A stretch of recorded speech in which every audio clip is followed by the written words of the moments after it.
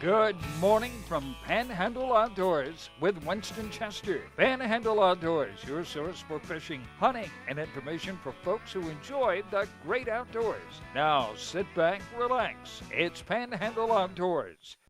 Good morning, folks. Welcome to Panhandle Outdoors. I'm Winston Chester. I'm so glad to hear to start the week off here on Monday morning with Panhandle Outdoors. We got a great week lined up and a special show today. So let's get started with our weather brought to us by Haney Technical Center at the corner of Baldwin and Highway 77. It's going to be a cool day, a high of 63 and a low of 41. But it's going to be a chance of rain, though, so be careful if you're getting outdoors and all, and stay safe. And the wind, though, the marine forecast is going to be northwest at about 10. So it's blown. We're getting a really good warm-up for March with our windy weather because it's been blowing the whole month of February. Has been really strong. So be aware of that. The water temperature, again, we've talked about it, it's at 57 degrees, and the whole time that February has been around 58, 57 degrees. So it's going to start warming up soon, though. This is the last full week of February. I just always on Monday, I'll take a look at our moon forecast for the week, the Monday moon forecast, and the last week down here. Today is February 23rd, and we're talking about we got a waxing moon building up all week long, and we actually won't get into the full moon until about the first week of March. So we've got a strong moon moving up, okay? Tide chart brought to us by Kent Forest Lawn Funeral Home and Cemetery. There's going to be some good tides here. We have a high tide at 12:35 p.m. and a low tide tonight at 10:51. So we got a falling tide today, and the north-northwest wind is going to keep it pretty shallow in our base system and the northern ends of it, okay? We're going to take our break and come back with our special guest. Welcome back, and we have a new face on and a familiar face. Of course, everybody knows Captain Justin Leake. Welcome, Justin. Welcome back. Glad to be here. Good to see you. And Stephanie Somerset. Good to see you. Great to have you on. And, of course, I always make this joke. It's a rose between two thorns right here when we have this. But glad to have you all on. So let's get started. Stephanie, tell us a little bit about yourself and what you do and all. Okay, thanks for having me on. And I am here because I started an organization called Friends of Shell Island. The organization was started because the state government was putting policemen on the island. This was about 6 or 7 years ago, and giving people tickets, and we didn't feel like that was right. And we formed because we wanted to advocate for our historically established recreation at Shell Island for all the boaters. We've enjoyed Shell Island for generations. People take their families out there. Shell Island is really a true jewel, and it's a place that is unique in the whole United States. And so we have many, many members, and we didn't have any issues with Tyndall Air Force Base, but one of our members about a year and a half ago came to us and said they're about to put a rule through the federal rulemaking process that's going to control the waters all around Shell Island and all of Tyndall Air Force Base property. So we looked into it, and we found out that this was a rule that was going to go through and get established without anybody knowing about it. So we publicized it, and now we're in a situation where the public knows more about this potential rule, and it's created quite a stir. Okay. And at first, when we first heard it, it was all rumor and wasn't going to be much to it. But Justin, you heard it too, and as a full-time fisherman, it made it. It's very concerning to me and other local businesses. And now that we've been to some meetings and actually heard from officials at Tyndall, it's real. It's something that's in the works. And not that I'm against them making new rules to help support and protect the base by any means, but I think this is how we should look at these things, see if everything in there makes sense, and if something doesn't, let's address it now before the rule is created, and then try to go back and fix it. And let's say this from the very beginning of this conversation: you will not find a more patriotic area than Florida Panhandle. Our Teacher of the Year, Miss Beth Piccolo, who won our ROTC instructor in the Marines. She's been all over the world. That's right. And she says the Florida Panhandle is the most patriotic place she's ever seen. So we all feel strong about our, the things. Yes. The right this thing is something to do. that actually came to me when we were having a meeting with them. I said, I feel like we're being patriotic by, addressing these concerns now, because really this is, how our Constitution was formed. This is the freedoms that we fought for, or I didn't, but all our men and women have in the service have fought for, is to be able to look at our government and call them out when we don't think something's right. And that's why we have a democracy and not a That's right. So that's Yes. true. So you brought some maps and all, and I most of us in the general public out there, I know most of our viewers do not realize the magnitude of this. Yes, and I'd like to explain the areas that they're talking about, Okay. and if we can look at that map, that would be very helpful. Okay. So the gray area is all of Tyndall Air Force Base property. That includes all of Crooked Island and half of Shell Island, as you can see on the map. What they've done with this proposed regulation is they've drawn a 500-foot boundary around all of their property. All of their all this gray area here, of course, is Tyndall. And it would be Yes. the entire south side of East Bay is affected by it also. Okay. Yes, and all around This is- Redfish Point, Davis Point, all of their property on Shell Island, on the bay side and the Gulf side. This is a 500-foot This boundary is out Redfish into the Point. water. Okay. That's right. That's right. Okay. And where their property encompasses a waterway, they want to go all the way across. So that would be all the way across from Crooked Island to the mainland, and all the way Okay. across from Shell Island to the Let's mainland. talk about this right now. This is our famous Davis Beach. A lot of people don't know this. The Davis family settled that area, so this is where we put in. And this area here is some of the finest fishing in the Florida Panhandle. Yeah. And you're talking about they're going to shut the whole area down in here. Well, They I'd could. like to give a little more detail about that. What Okay. they say is that they want to patrol this area and look for threats and shut down parts of it if there's a heightened security alert. Now, the heightened security alert would get totally determined by them. The amount and duration, time of the shutdown would be totally determined by them. So what we feel is that although they say that, this would only happen in an unusual case, the rule gives the base commander incredible leeway to make decisions about when and how to shut it down. And it also creates a surveillance zone where their military police will be looking at us, looking at boaters, and trying to determine if we're threats. And I feel that that puts us in a us versus them situation that's not appropriate. And I know, Justin, you fish that area. And we rely heavily on that area. And even if just the boat traffic, the big old military boats going by, a lot of times is harassing. Even if they don't stop and say anything to you. Yeah, and especially since they're not looking at really controlling the outer waters of the bay, they're looking at along the flats, along the coastline. Yeah. And that was another thing. I feel they'll probably run into some difficulties with the boats they use, and if they're only patrolling the borders of the base. Most of that water is very shallow, has a lot of good seagrass flats with a lot of aquatic life, and just the added pressure of boats patrolling those areas daily. Yeah, that's true. Good point. It can't help. All right, let's take a quick break, and we'll be right back. Hi, welcome back. Sitting here with Stephanie Somerset and Captain Justin Leake, and having a really good visit on something very, very important to the Florida Panhandle outdoorsmen and citizens in general. That's right. Real quick, let's talk about the Navy base. I know we have a little setback there. So what's the story there? There's a 100-foot setback from the mean high water line at the Navy base currently in place, and they patrol that.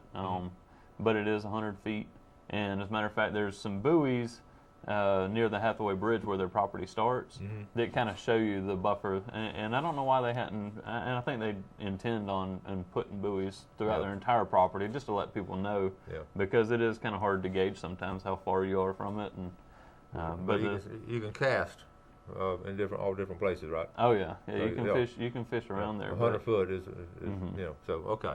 All right, now let's get back to the Tyndall situation and Shell Island situation. Stephanie, what's going on now? Okay, so when there was a public uproar over the fact that they tried to put this rule into place and didn't really notify the public, so they withdrew it, and this was a year and a half ago. And since then, they've said they've been reworking it, but they put out another draft, and there were very few changes in it. Also, what's happened since then is that their military police have become more active on the bay. They don't even have the regulation in place, but they are there are more encounters with citizens. They're patrolling people at Shell Island, not even where their property is.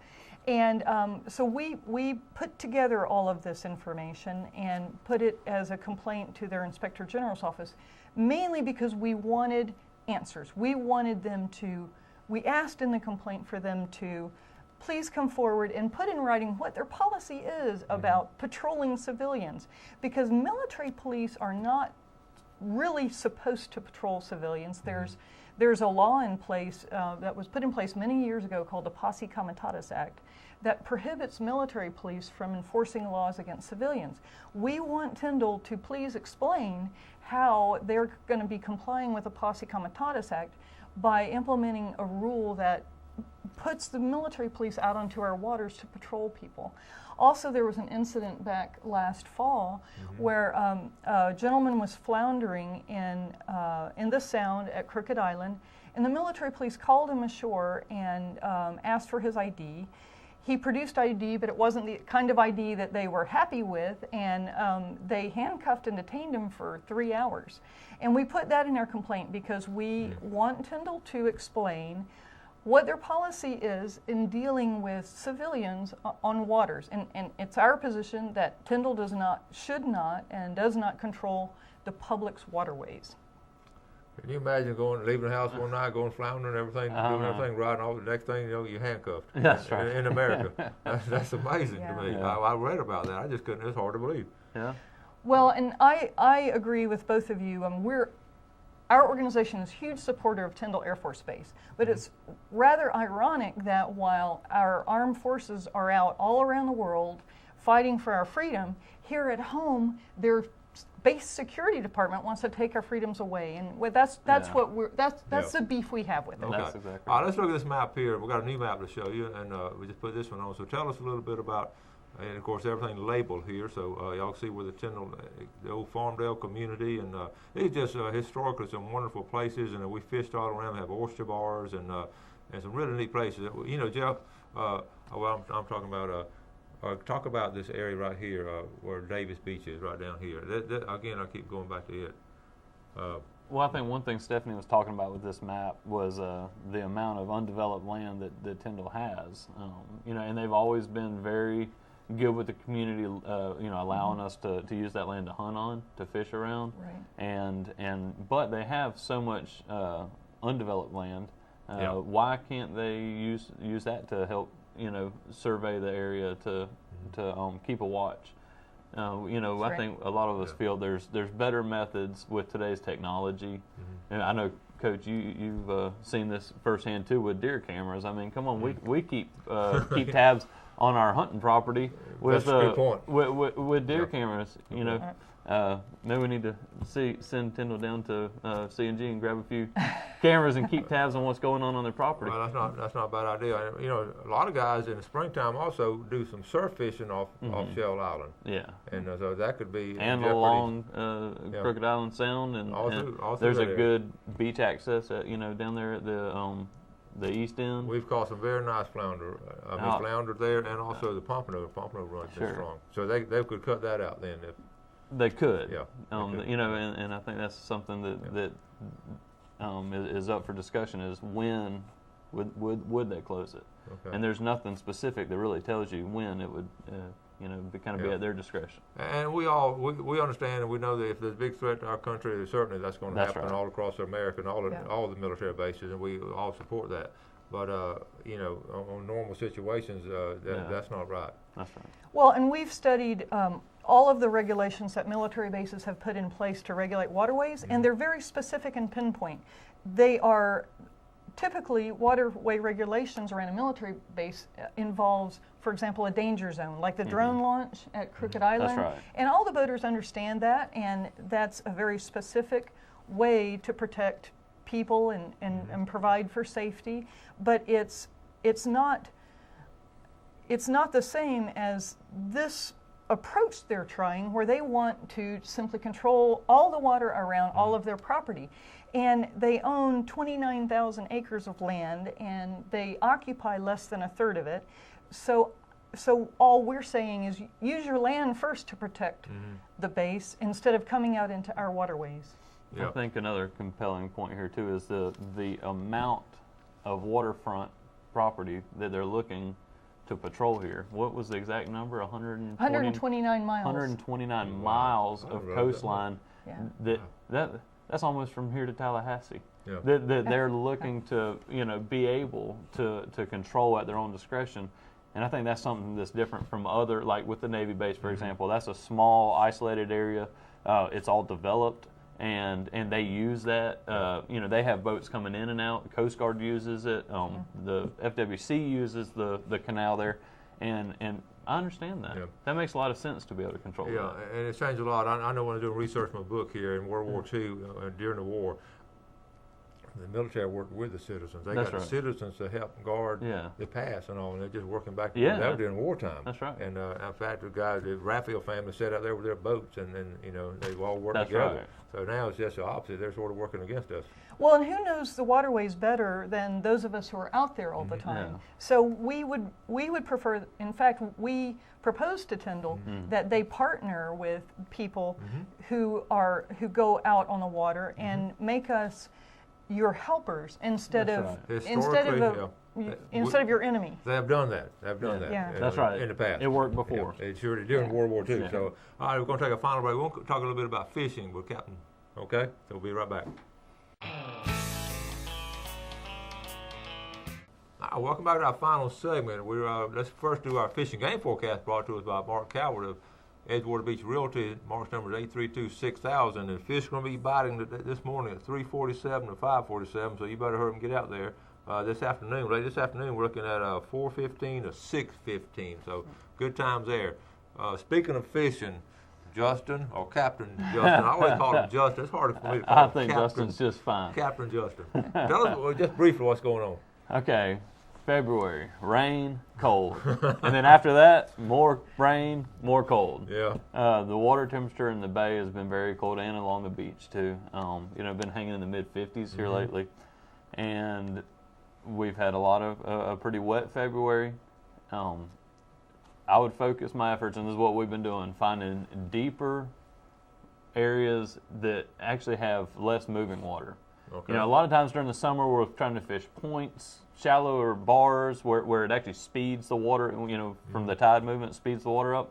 Right now, usually and that's why the bayous and the deeper bayous get good in the wintertime, is that water doesn't move as much. When we have a lot of rain like this, something that a lot of people don't think about is the salinity of the bay changes from the rain, but it actually changes in the water column.